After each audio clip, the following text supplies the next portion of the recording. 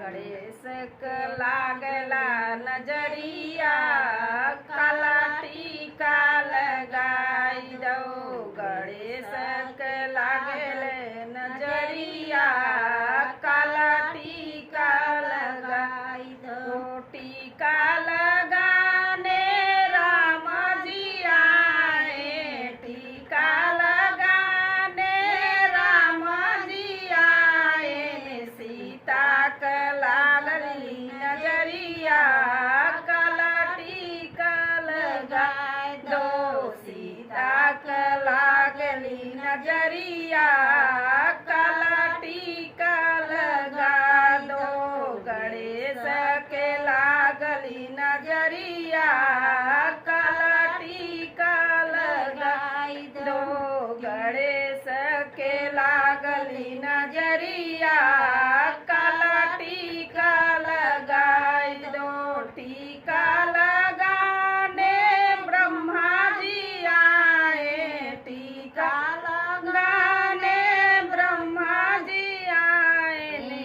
सरस्वती क लागली नजरिया, काला टीका लगा दो। सरस्वती क लागली नजरिया, काला टीका लगा दो। गणेश क लागली नजरिया, काला टीका लगा दो। गणेश क लागली नजरिया, काला टीका लगाई। टीका लगाने कृष्णा जी आए, टीका लगाने कृष्णा जी आए। राधा लागली नजरिया, काला टीका लगाई दो। राधा क लागली नजरिया, काला टीका लगाई दो। गणेश क लागली नजरिया, काला टीका लगाई दो।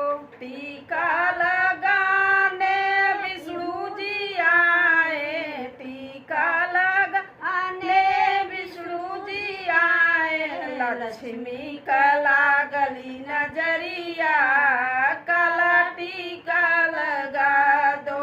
लक्ष्मी क लागली नजरिया, काला टीका लगाई दो। टीका लगाने शंकर जी आए, टीका लगाने शंकर जी आए। पार्वती क